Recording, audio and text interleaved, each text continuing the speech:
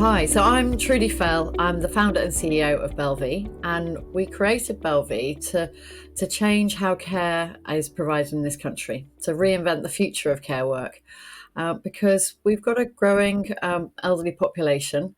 More of us are living longer, which is fantastic, but more of us need a bit of extra support. And the biggest challenge we have is that we don't look after our care workforce. And care work it's undervalued, it's stigmatized, and yet it should and can be a really fulfilling, worthwhile career.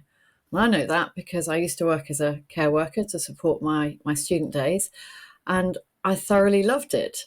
And so we want to make sure at BelleVie that we're creating an operating model where care workers can really thrive at work, because only when that happens can they support other people to live their best lives and to thrive.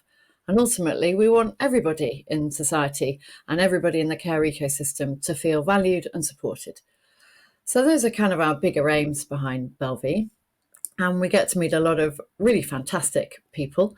And we also get to learn a lot about dementia and meet people who are facing diagnosis of dementia, and try our best to support them to live their best lives. So it's great to meet you, Pete, and find out a bit more about your history and living with dementia. Well, yeah, hi. I'm so pleased to be speaking to you today. This is such an important topic. And when you contacted me, I was delighted because it's a drum I've been banging for a while, since I was diagnosed, in fact, with young onset dementia over 5 years ago now. You know, we're a very broad and diverse community. Yeah. Some of us can't speak up anymore. So we can't tell carers how much we value them. And that's a shame. Now, I still can do that. So I think part of my job is to let carers know what a good job they're doing. And I think it's also part of my job to let people know that when they're diagnosed, that's the time to put all the things in place to think about their future care. Yes. And their wishes and all the things that are going to make their life easier, their family's life easier, and their carers' life easier further down the line. I don't want to burden my family with making decisions on my behalf and wondering what I might want when I can do that. Jolly well do that myself. Yeah, and that's quite empowering to do it yourself as well. But you sound eminently sensible, Pete. But lots of people we meet are really scared when they first fear that dementia is what's facing them, or when they first get a diagnosis, and they really struggle with that. How can I ask you how did you feel when you first got that news? Well, a diagnosis of any life-limiting illness, of course, it starts a grieving process, I think. Yeah, And so that includes anger, yeah, self-pity, yeah, worry for the future, all of those things. And that's natural. And you've got to go through that. But what's not natural is to hang on to that forever. What you've got to do is communicate. So you've got to speak with your friends and family. Be open. Come out of the closet. Let them okay. know, because they don't know how to treat you either. It's as much of a shock for them. Yeah, that's true. Then they go through those same feelings of grief and anger That's and your things life. So like just that. make it a natural thing. Let them know it's okay, and let them know what they can do to help you, and Yeah, ask them what you can do to help them as well, to make it easier for them to accept what's happening to you. And the way I did that was including my daughters with my lasting powers of attorney and helping to draw them up, getting them into the conversation about looking at our wills and whether they needed changing, yeah, thinking about future care and what might happen if I'm lucky enough to live long enough that I can no longer live independently, and what will I do then? You yeah. know, you're going to encounter these things in the future, so plan ahead as much as you can to mitigate them. You're never going to do it fully, but I think you're daft if you don't. And the process of having those conversations, you become comfortable with the whole thing, and that's the secret, I think. Okay. So that's sounding to me like acceptance. Do you feel Yeah, now very you're much so. Yeah, and yeah, think about what you can still do, not what you can't do. You know, every now and then I confront something. I fell over yesterday. I was in London giving a talk, which was joyous, but I fell over on the stairs coming out of the underground, and I realise that I've been doing that quite a lot lately, so my balance isn't as good as it was. And I'm thinking, well, what's the coping strategy for that? I need a stick. Okay. I didn't want it to come to that, but I need a stick now. But okay, Yeah. once I've got a stick, I can continue doing what I'm doing. So how can I continue doing what I'm doing for as long as I can? That's Yeah. really important. And what is it that I'm still good at? I can't remember where I put my glasses anymore. I can't remember where my phone is, but I've still got those skills I had at work and things like that, and they're useful for people. If I'm in a care home, do I have skills that might be useful to the people in the care home? Do I like gardening? Are there things I can do around the kitchen safely? Are there things that I can do to be, to be part of the team and to help? There are many things you can do. Do you know what I love hearing about this, Pete? Is that's exactly what our care workers say in their approach. It's not doing things for people instead of them doing it, but it's helping people to do things themselves. The ladder And of co-production, isn't that wonderful? yeah, That's a yeah, great. absolutely. And focusing on what people can do. There's a lot there's a lot of negativity about focusing on what people can't do. And that feels like the wrong way round. Focusing on what we can do, all of us, any of us. I mean, Yeah, but of course, we when you're given a diagnosis of dementia, the yeah, neurologist tells you exactly a whole list of things that you can't do. So you just absolutely. feel as if you're disempowered. You can't I know. drive, you can't work, you can't do this, you can't do that. And of Yeah, course they're no experts in driving. Go and get an assessment. Don't take people at face value. And I'm a contrarian anyway, so I don't take anything at face value. When I was given my diagnosis, they didn't flick a switch and make me useless. This is a no. long journey, I hope. But So when you walk out of that office, you're the same person you went in as, but you've got a diagnosis, so you have a certainty. And once you have a certainty, you can put things in place and do something. And that's why I know you're producing a document at the moment, and I think we that's going are. to be a very useful document. Let's hope it's a roadmap for people who have a diagnosis, because what you need is a tick list of things to achieve, I think, Yeah. because that gives you a focus. So that certainty you talked about, did you feel a sense of relief when you got at some point as you went through the emotions, or did that not? When you knew, okay, well, I know what's happening. I've been told. I've got to face up to it. Or did that not come? Do you know me? Have you been doing any background work? Because yeah, I did, and so did my wife. I had 2 years of uncertainty, misdiagnosed with depression and anxiety. I knew that I wasn't performing the way I used to, but I didn't know why. Yeah, I was still at work. I was working with people with young onset dementia in their 30s as a police community support officer, but I yeah, didn't see it in myself. You don't see it in yourself. But once I knew there was a reason for it, I thought, okay, now I can do something about it. I can develop some coping strategies. I can start on those drugs that might help me, like donepezil and yeah, Aricept, that yeah. class of drugs that might slow down that journey a little bit, and I can organize my house and my life and all those things. So it gave me something to do. Yeah. Absolutely, absolutely. We come across a lot of people who are scared about getting a diagnosis because they're scared of dementia, and yet then there are other people who, and it's a personal choice, isn't it, as to whether you seek that diagnosis. But then we do come across people who said, okay, now I know, and because I know what I've got to deal with, I can do something about it, and which I can imagine gives a sense of control back and allows people, the individual themselves, their families, their support network, to then work out, okay, didn't ask for this future, but that's what we've got in front of us, so let's deal with it. Yeah. And life's like that, isn't it? We're all thrown things all the time that you might not necessarily want, but we work out how to deal with them. And I Yeah, think and you're ignoring something doesn't make it go away. There are many reasons for cognitive decline, and some of them are temporary. It might be that you've got a urinary tract infection, It might not be a permanent thing. So go and get it sorted. There might be another clinical reason that can be cured. yeah, absolutely. But not knowing, I mean, I think you're daft, aren't you, if you don't know. Just do it. Just do it. Put your mind at rest. I agree. I agree. So tell me a bit more about why you started this blog, because you got some great articles on there. What made you want to do that? Well, I'm opinionated, aren't I? And Fabulous. and my diagnosis has given me a prism through which I view the world now that I didn't have before. So I notice things that I just didn't see before my diagnosis, things that affect people like me and our community. And I'm plugged into. I'm part of the Three Nations Dementia Working Group and the other international organisations. So I'm meeting people in my community with dementias, some rare dementias, all sorts of people, because dementia is an equal opportunities employer. And we talk about all sorts of things. So I see the hurdles that people have to jump.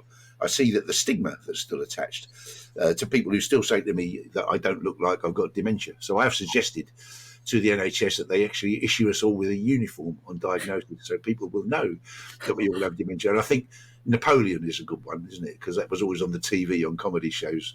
People used to dress as Napoleon when they had, and people are slightly frightened of us too. And that's a really common misconception, is people have this view of what someone with dementia, how they behave, what they look like.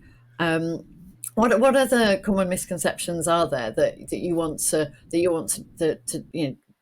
people listening to this will change their mind? I think that we're objects of pity. Yeah. But it's mostly because people don't understand us and they don't know how to tiptoe around us. And I feel sorry for people like that. I always wear a badge, always, when I'm out. And it says, it's got a little bumblebee on it. And it says, please be patient, I have dementia. And it's surprising how many people stand up to give me a seat on buses and what have you. And it's really embarrassing because I don't need it.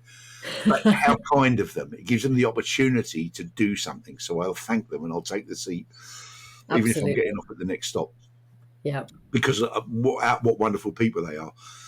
And most people are, aren't they? Most people want to give to someone else, but you have to let them know that that actually you do have a need, which perhaps is a bit of patience or whatever else it might be on that particular day. Yeah. Yeah, but if I'm in the supermarket, for instance, and now, when you come into the supermarket and you're at the checkout, the cashiers are so great, aren't they? Everything whizzes through, but you've got 3 carrier bags and you're thinking, okay, eggs, I don't want to put them at the bottom. Frozen stuff, that all wants to go together. But it takes me a bit longer to figure things out now, so I have trouble packing my bags. And I can hear people tutting and getting impatient behind me, So I just turn around and do that, show them my bag, and all of a sudden they're okay. And the cashiers give me a little bit more time. But it just makes people think, not every disability is visible. Yes. And I think reminding people of that every so often is a good thing. Now, whether you wear a badge or not, if you live with dementia out there, whether you wear a badge or not, that's up to you. A lot of people won't do it, and I understand that. But for me, I think it's a learning tool for other people, so I wear it for that. Absolutely. And it has got me an upgrade to first class on the train a few times. Oh, has it? By the way, as a little tip. Fantastic. You've got to take the perks when they come. That sounds good. There's always space in first class, so take some of those seats. Then people in castle class get a bit more space as well. And it's similar to people who are losing their vision and are not blind but are visually impaired, and actually having one of those short white canes, that it's actually to let other people know that perhaps they need a little bit of space, or if there's a step they're going to need to take their time, or might appreciate if they're offered an arm. And actually it's because you can't tell by looking at somebody if they're visually impaired, but that short white cane is an indicator to other people. Yes. And the same with badges. Yeah. What a great way to let people know. And if and in terms of daily life, what does daily life look like for you these days? Well, I've got so many opportunities to do things. People throw opportunities at me left, right, and centre, which I'm so grateful for, because I think really the fact that I need to keep sharp is what's keeping me buoyant. Okay. 5 years into my diagnosis, I'm still pretty lucid. Completely. It's tiring when I do things. It's very tiring. So there is payback for that. It takes me longer for my battery to recharge. But the exhilaration I get from I was in London yesterday doing some public speaking, and the exhilaration I get from that, from an audience understanding being able to communicate to them what I'm doing, and mostly what I like to do is to try and give people to encourage them to take part themselves. I don't want to Yes. be the face of dementia. For goodness sake, I'm too ugly. But there's Not at all. everybody's got a wonderful story to tell. Yeah. Everybody's got wonderful strengths, but what they lack sometimes is the confidence to stand up and tell people. And I want to tell them, you have an important story to tell. Don't be self-conscious about it. Just get up there and have a go. You won't make a fool of yourself ever. People are bursting to hear your story because your point of view gives them perspective and informs them. And I think people want to know. I think there is people, other people who are not living with dementia want to just know, well, how would I best support somebody if I'm, like the shop assistants that you talked about, how do they understand how to be just a kind citizen and look out for people. And if as a society we don't understand dementia, then how do we support the increasing number of people who receive that diagnosis? What would your message be to folk who say, actually, I wouldn't know how to, if someone told me they've got dementia, I wouldn't know what to do? What would your message be to them? I would say, well, that's okay. You're not expected to know. It's not intuitive, is it? Just treat them like you would treat anybody else, or ask them. Maybe ask them, is there anything you'd like me to do that will help you? Would you like me to speak a bit more slowly, perhaps? Would you like me to move my Zoom camera so I haven't got a window behind me, so that you can actually see my lips move when I speak? Little things like that might help somebody.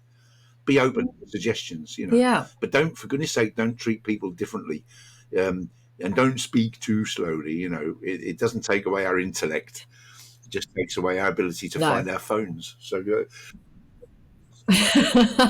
So still those adult conversations and just a bit of respect and asking people what they need. And dementia affects everybody differently. There's humour in dementia too, Yeah. Okay.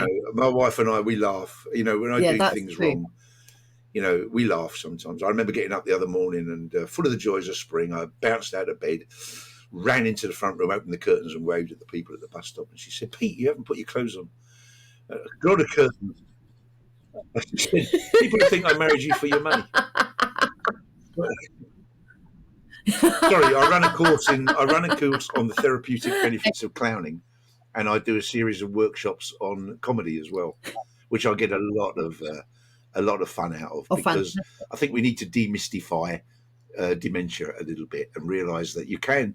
It is, it's a frustrating, but it's also quite funny at times. Some of the things that you get up to. Well, we're all different, aren't we? Who really knows how our brains are wired? And we're still only really starting to understand the science behind dementia. Yeah. There's a lot to find out, but there's also a lot of really good work happening through, and a lot that's funded through dementia charities. So I think all this awareness raising, it helps us to understand something that sadly isn't curable today, but also gives us an appreciation of the different ways it can manifest itself, and the research is telling us more every day. I love it when I meet care workers and when I go into care homes, because I'm still lucid. I can say to care workers, just because somebody, and to their families, the families of people who are in those care, just because that person can't speak to you anymore and doesn't respond to you, doesn't mean to say that they don't love you. It doesn't mean to say that they don't care for you. And I can still tell them that. I can tell the care workers how much people appreciate the work that they do and how important it is to us. There's a special week in September every year, Professional Care Workers Week, and it's all about valuing and showing the world just how professional this role is, and how much they are appreciated. And it's a great opportunity for us all to thank care workers. And I think it feels like sometimes there's this silent world that's behind doors, whether it's at home or in residential care homes, where actually the reality is there are beautiful relationships being built between carers, so paid care workers and family members, people being supported, people who are facing all sorts of diagnoses, often multiple of them. And just remembering that actually the diagnoses are nothing. There's still a person there, and there are still And relationships. people don't realise how much emotion carers invest in the people that Yeah, they care for, and what that takes out of yeah, them sometimes.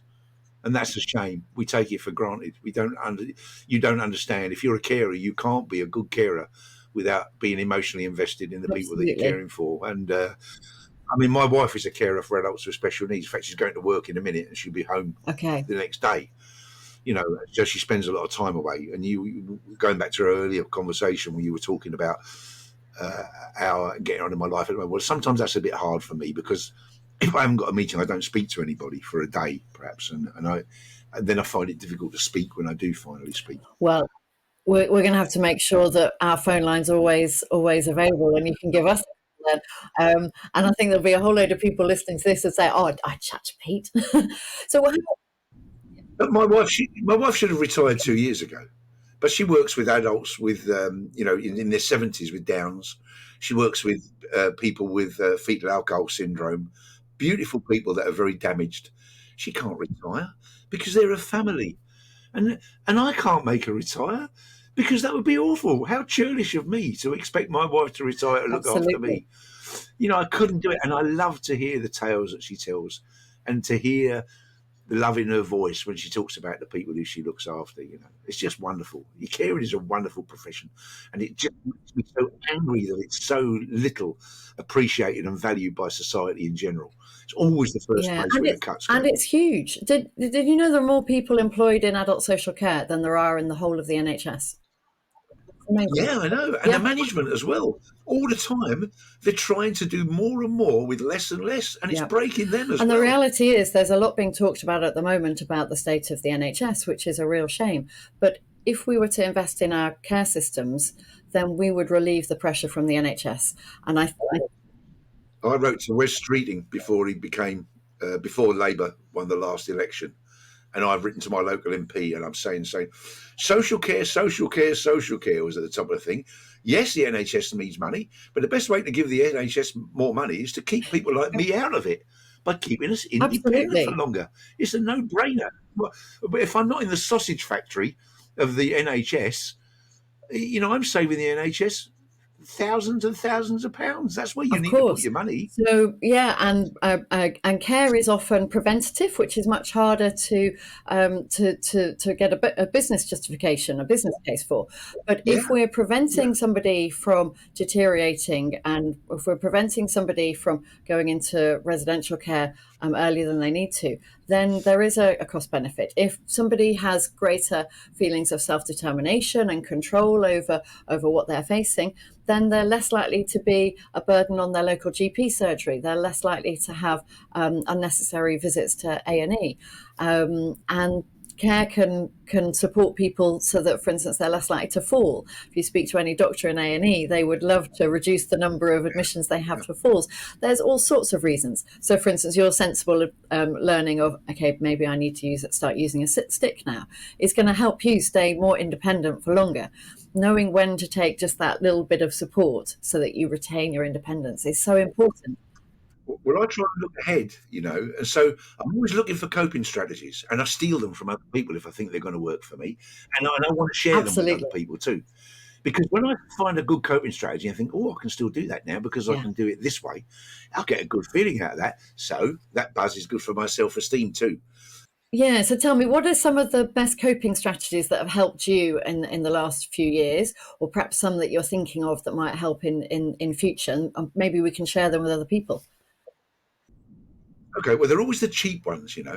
These really expensive things you see advertised just they don't work for me at all. Okay. Uh, for me, I was an independent. I was an insulin independent diabetic. So twice a day, I had to inject myself with insulin. So I used to have a lot of hypos because I would forget. Yeah. But then my diabetic nurse said that because I had dementia, then it might be possible to put me on that weight loss drug called Ozempic. Yeah. Now, the benefits of that after 2 years have been fantastic. One is I've lost 6 stone in weight, although I wasn't that overweight before. I'm skinny as a rake now. But now I only have to forget one injection a week instead of 2 a day, and I'm no longer insulin dependent. So that was a coping strategy that was free. That was the NHS. But the other thing was I also take a lot of tablets for other comorbidities, and Okay. I have trouble remembering to take my tablets. I'll have an alarm on my mobile phone perhaps, or something like that, and then the alarm goes off because my wife's not in because she's working.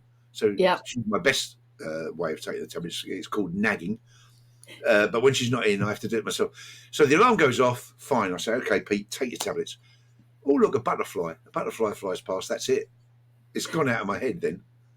But I discovered one of these tablet carousels. Have you seen them? And you've got to put Yes. 2 Yep. weeks worth We in there. use them. Now, when that alarm goes off, it's persistent. It goes off and a light flashes until I actually pick it up and turn it over. And when I Yes. dispense those tablets into my hand, it goes off. What a revelation. I've never missed taking a tablet since. Fantastic. So I'm glad I found that, and somebody recommended them to me. Now, that's 50 quid a shot, but it's worth its weight in gold. And for my wife too, because it's her peace of mind as well, because she worries that I Definitely. don't take my tablets. Definitely, yes. Well, that sounds great, and often people living with dementia are will have other reasons why they need to take other medication as well, and sometimes there's a lot to take, and it'd be easy for anybody to forget. Little things. I've got a bright yellow cover on my phone because every time I put my phone down, I can't see it. I have trouble seeing things on dark surfaces now, and that's common in dementia. But with a nice bright cover on my phone, I can see it. I've got on the back of my glasses a bright orange Oh, tag. so that helps you work out where you've put your glasses down. You're less likely to forget them. Yeah, it Fantastic. does, and it also reminds me which glasses I've got on because I still drive Okay. safely, I might say, because one of my coping strategies is a good sat nav. But Yes. I often forget to change my glasses before I go out, but not now because I feel this when I sit in the car seat and I think got the wrong glasses on, Pete. So I go and Okay. change from my reading glasses and my computer glasses into my other glasses. So it's the little things. But I learned a lot of this from some of the online meetings I have. We have online meetings every Saturday and Sunday with the Three Nations Dementia Working Group. No grown-ups like you, only people like us who are living with dementia. We talk about all sorts. Because, for instance, we've been talking about assisted dying recently. Now, we can Yeah. do that, frankly, amongst ourselves, can't we? No holds barred. But I Yes. think sometimes other people might feel a little bit awkward speaking to us about it. And They everybody's got might. different views still. Mine are very strong that I want to be a bigger nuisance for as long as I can. So, but and also as a police officer, I've seen people make that choice. And also people who made that choice who were saved and think, thank goodness for that, because I did it in the heat of the moment. Yeah. You know, Okay. so we talk about the important things, but we also share the little things. We share the coping strategies. We share the funny Absolutely. moments and the embarrassing things that have happened to us and the things to look out for and any news about what's going on in the local area. I Oh, know a lot of okay. people So, who just so moved into community care supports. Yeah. and Yeah, they've encouraged absolutely. other people to go. So it sounds like there's yes, it sounds like you draw on support from quite a wide range of places. You've mentioned Yeah, your family yeah. quite a few Always looking times, for it. Yeah. and then there's practical things like working out that a bright cover on your phone. And I remember using the Alzheimer's Society. They have a VR app you can use with a phone on a headset to simulate what the experience might be like Yeah. to live with That's good, isn't dementia. it? And Yeah. it's incredibly good. And just to understand how actually some of the visual differences, so for instance, why seeing a dark shape on the floor or a rug might actually appear like a big hole in the ground. So if That somebody's happens walking to me. cautiously, I was in the Cumberland Hotel yesterday, not showing off. Bit disappointed that they name a hotel after a sausage and they didn't have any on the menu. But did they not? You'll have no, to go no, back and ask I them did tell again. them. But and as I walked in the door, they got a very shiny floor. Yes. And I walked in and stepped back, and I thought that's my dementia because I honestly thought I was stepping into a swimming pool. Right. Yeah. And I'd just fallen over as well, just around the corner in the Marble Arch tube station, So and you're a bit more my cautious. heart leapt. But I would not have noticed that before. It does happen, and people with post-cortical atrophy, posterior cortical atrophy, PCA, etc., they have a terrible trouble sometimes with their vision. Because yeah, that can really affect the visual part of the brain, and how we perceive Yeah, what the yeah, information our eyes are telling us. Yeah, and I'm not sure if everybody's aware of that. And the more people we can share information about this with, then the more people will understand that actually, then there's a reason, and they can just gently take someone's arm and say, actually, no, it's okay. What you're looking at is, and explain it. I think that awareness raising is really really important. But you said also about, so this forum, this group. How important has it been for you to talk to other people who are also living with dementia? well, it makes me realise that I'm not alone, and that other Yeah, people are on that journey. So yeah, if I want to talk about, for instance, the fact that I'm subject to lucid dreaming a lot. When I dream, it's real, and I wake okay, up screaming and fighting, which frightens the living daylights out of my wife, I'm sure, and makes me feel so embarrassed, because I'm lashing out, yeah, and I feel so awful about it. But I don't know, I'm fighting all sorts of strange monsters and things, and I can wake up in the morning and believe I'm still dreaming. And for a while, it takes me a while to realise that it's just a dream. And that night, I'll go back into the same dream, episode okay. two, and sometimes I don't want to go to sleep because of it. But talking about it with other people, I realise that that's not just me. For some of them, that's their life too. But I also realise for some people it isn't, and that also makes me realise that the brain's a massively complex machine, and I It don't know is. what part of it's going to be affected by my dementia. No, So I've got to look at the parts that aren't affected, and thank goodness for them. And the ones that are, those are the ones I need to concentrate on and exercise, and see what I can do about that to make them last as long as possible. absolutely. And there is something very reassuring about hearing that you're not alone and that someone else is going through something. And Very yet, for much so. many people living with dementia, life can be become more isolated, and people are worried about going out. I remember a gentleman we supported who lived in the beautiful countryside of Northumberland and used to love going on long walks. That what gave him joy, and he stopped going because he wasn't convinced that he would always remember his way back home. Yeah. And so care for him meant just that little bit of extra support he needed. Go on a nice long walk. But there are Um, groups out there. Ramblers do special dementia walks, and they'll oh, accompany you brilliant. around, and they've got all the Okay, time in the world. And not only that, you meet some lovely people, and you can have a good chat while you're walking. fantastic. So Exactly. maybe, and if he was in the community of people with dementia, someone might have mentioned that to him. So all of Yeah, that cross fertilization of ideas is a wonderful thing. And I and, and I know, completely to go agree. back to my blog, because I think part of the job of that is, if I can, to communicate those things that I've found to people, to allow them to have the joy of it too. I agree, and I'd love to get the message out there that whether it was that gentleman who we supported to get back out and into his community and out on long walks again, or whether it's people who join a knit and natter group or whatever it is, but reconnect them to activities that perhaps they used to do, but are now worried about doing. I'd love to let everybody know that actually. A whole load of us are going to live with dementia at some point, and we're still all part of society, and we just live with what we have to live with, and for as long as possible, we want to retain that ability to live Yeah, our lives, and that means living in our communities and our communities accepting us if that's our diagnosis, very much so. and why not? And I think encouraging people living with dementia and carers too, because Yes. we haven't spoken that much about the not the professional carers, but the unpaid carers out there who also get a really bad deal. And I'm trying to fight Oh, for them. I want to completely. see an NVQ for unpaid carers. Why That isn't would there be one? We fantastic. don't pay them. For goodness sake, let's educate them, because a lot of Yeah. them are trying to do the best job they can, but they don't know how to do it. And they end up sometimes talking down to the people, getting impatient with people because they don't know how to communicate.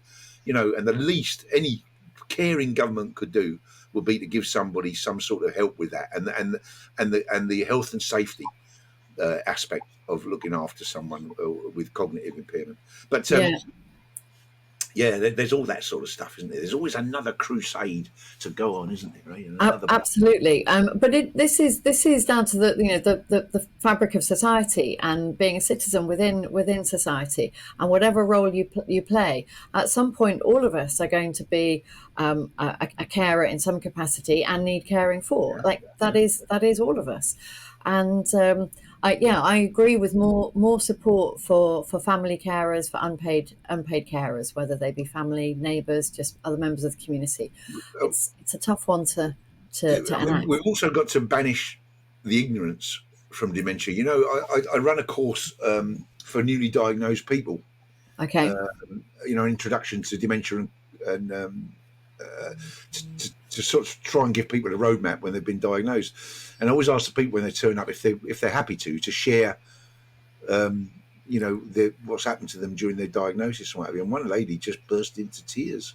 Oh. And I said, "Oh gosh, you know, what's the matter?" She said, "My daughter won't let me see my grandchildren now because I have dementia." She thinks dementia's contagious. Really? And it was so sad. Yes. You know, and that's definitely something we need to combat. So yeah, it's still out there. I was amazed. I'd never heard that before.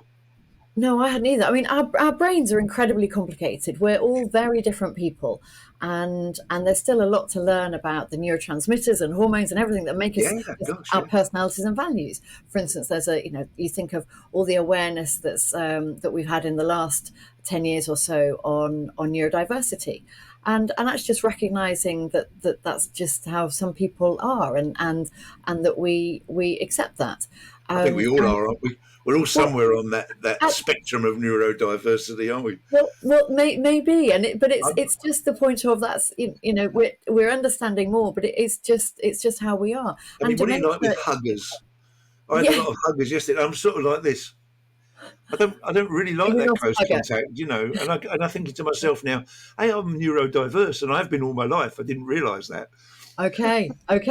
So well, there you go. Because you know, back when we were growing up at school, actually that wasn't a thing. Like nobody in my class was at school was neurodiverse. We had naughty kids, we had kids that couldn't sit still, but we just didn't know.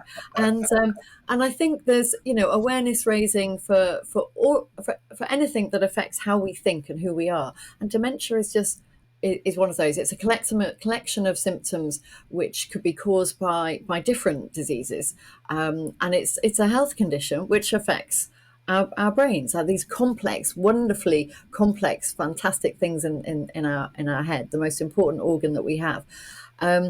And so to be more aware of how dementia affects us all, and how we just carry on living, I think that's a really important message to get across. So for you personally, Pete, what are your future goals? What do you want to do? I want to engage in more research. I love engaging in research, and I urge everybody with a diagnosis of dementia, carers too, get involved in research.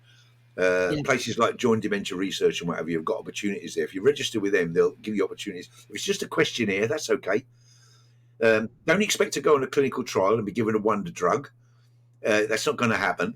And that's not the reason you want to engage in research. The reason is because you're helping people to understand dementia. So you're helping people who come after. That's your legacy. Listen, none of us are rich. I'm not going to have a wing of a hospital named after me, unless it's the nuisance hospital. The most I'll ever have is perhaps a park bench that the seagulls can use as a toilet. But I'd much rather have my name on a paper, just as a collaborator or a contributor to a paper that has done a little bit of work to help further our knowledge of dementia. I did one recently about balance, and I had to go to the University of Northampton and stand on a balance plate, and then immediately said, "You're left-handed." I said, "Get out. You can tell that." They said, "Yeah, and you're left-footed." Wow. And they showed me exactly what they'd seen. They took a saliva sample, and they're looking at biomarkers now with saliva that can show a diagnosis of dementia through its effect on a person's balance. And I'm thinking, Wow. this is remarkable. None of these lumbar punctures and things like that. And I've got a mate living with dementia who was also in the SAS, has been shot twice, and he said he'd rather be shot again than have lecanemab because it requires a series of lumbar punctures. He said, no thanks, not for an extra 4 months of life. So Wow. there's a lot of things out there. But of Yes. course, And Big some of Pharma the wants to rush them into production and, wait. Yeah. So yeah, some of the diagnostics have really come on recently, which will help. But even if it's just, I mean, isn't that wonderful that your lived experience, you can then use that as a gift to help researchers, to help And society, it's a to help learning future thing for generations. me because they showed me the process and they're going Yeah. to show me the results of the research. I'm also I engaged mean, with that's fascinating. I'd yeah, love to spend a day like that. What a wonderful way to spend your yeah, time. If yeah, you're helping them out, I'm imagining they cover your expenses, etc. to yeah. get And it's there. a PhD student, so you're helping them take off. That Yeah. new generation of researchers who are going to be those famous people later on. Yes. What a wonderful So thing to be lucky enough to so do. say that link again where people can sign up to find out what dementia research is happening near them. JoinDementiaResearch.org.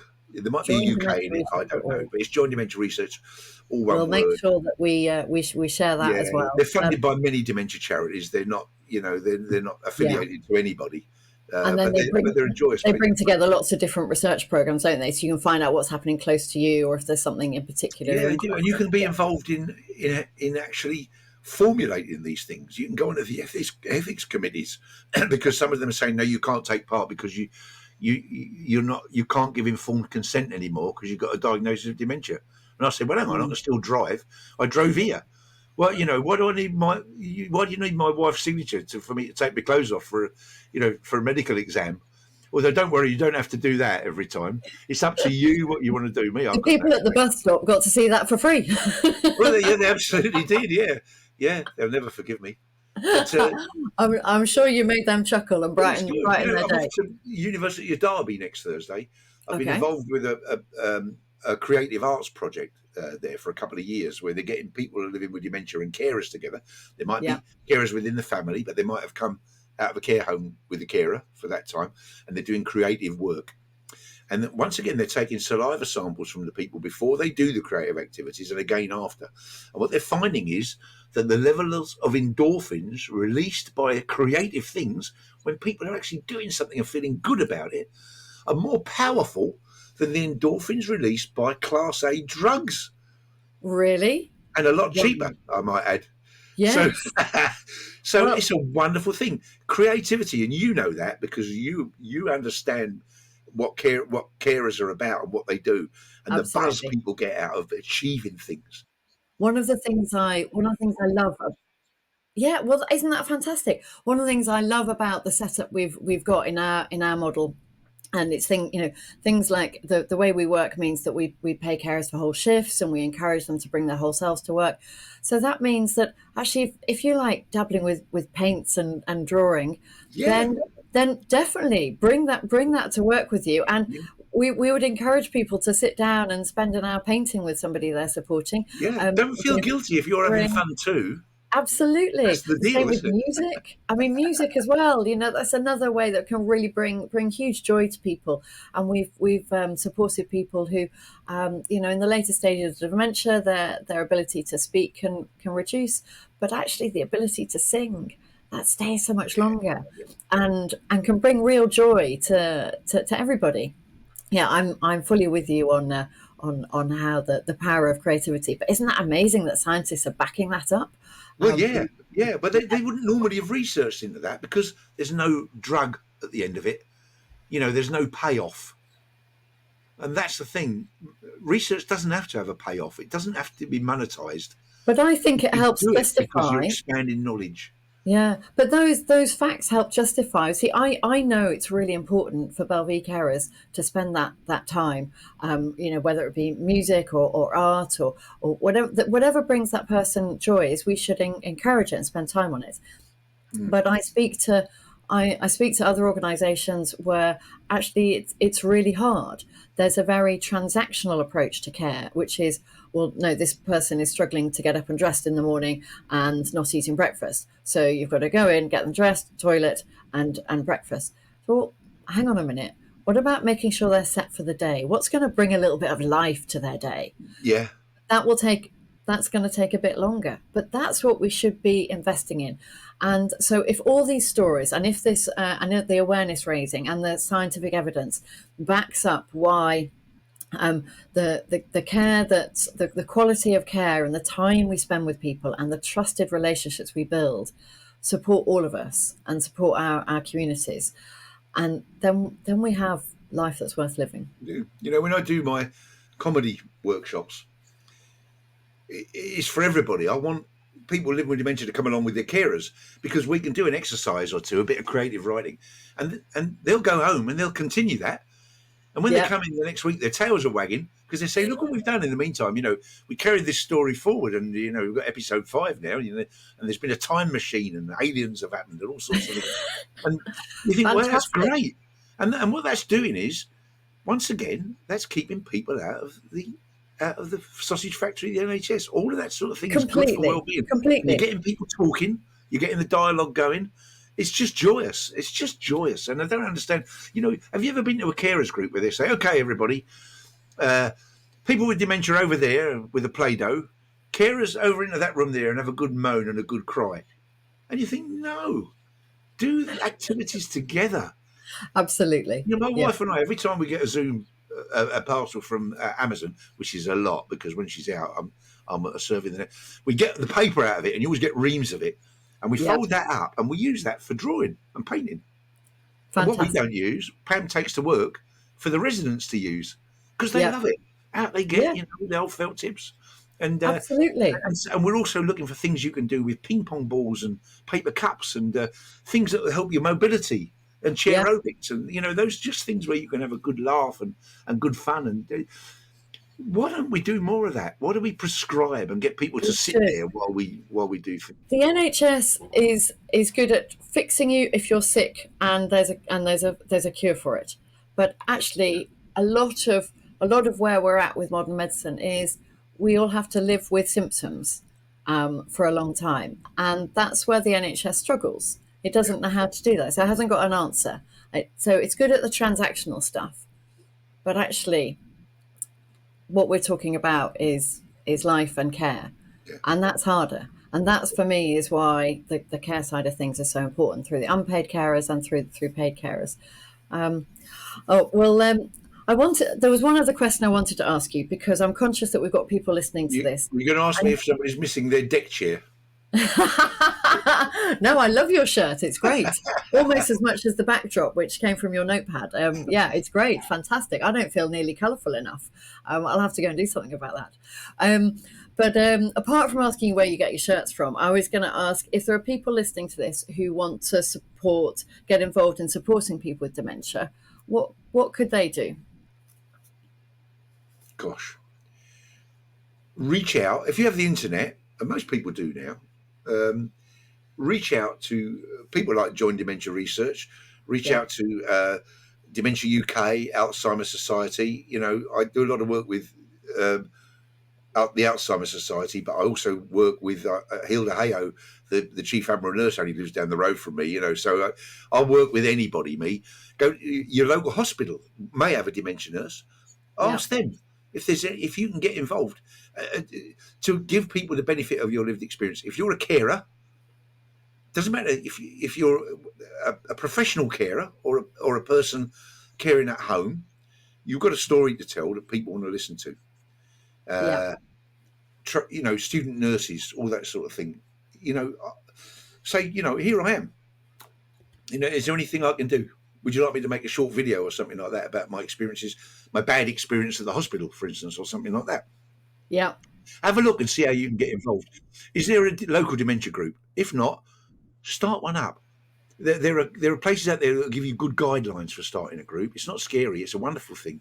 and you Yeah. can't have too And there many. are groups looking for volunteers, aren't there? Like you mentioned the Yeah, Ramblers yeah. I earlier. volunteer every Monday in my local dementia group. I do the bingo calls because I can say the rude ones that they're not allowed to say. If they start, and we have great funs, and we do quizzes and things, and I love it. And later on down the line, I may just be a participant and not a facilitator. I don't know, but you do what you can do while you can do it. Of course, of course. So lots of routes to get involved, and that we're all part of the same society. I think overall, Pete, I've got a real. This has really brought quite a lot of joy to me, and the overall impression I've got is just that you are showing people every day that we can all live well with dementia, and it's that's a great message to share with everybody, whether you're the person You're living very with kind. dementia, paid Yeah. carer or unpaid carer, or just somebody who is in society and realizes that many of us are either now or going to have a diagnosis of dementia at some point, and we can live well with that diagnosis. No good denying it, is it? Every morning when I wake up, I just want to have the best day I can have. That's all. Yeah. There's no guarantees, are there? Look, I'm 70. I'm going to live forever, for goodness sake. You know, don't worry about what might be. Worry about what is now, and do the best you can with it, with what you've got. Living in the moment. Yeah. Pete, it's been an absolute pleasure to talk to you. Thank you so much for your time today. Thanks for giving me the opportunity to sound off. It's very kind of you, and I'm looking forward. Hopefully, I can work with you a little bit more on one or two things. I'd love to do it. I'd love to come and speak to some of your staff. Oh, absolutely. Absolutely, Pete. We can arrange that. That would I be want to brilliant. just give them a good pat on the back and a verbal hug. Fantastic. I want to make that happen. That would be great. All the very best, Pete. Have a good rest of the day. Thank you. Bye bye. Thank you. Cheers. Bye.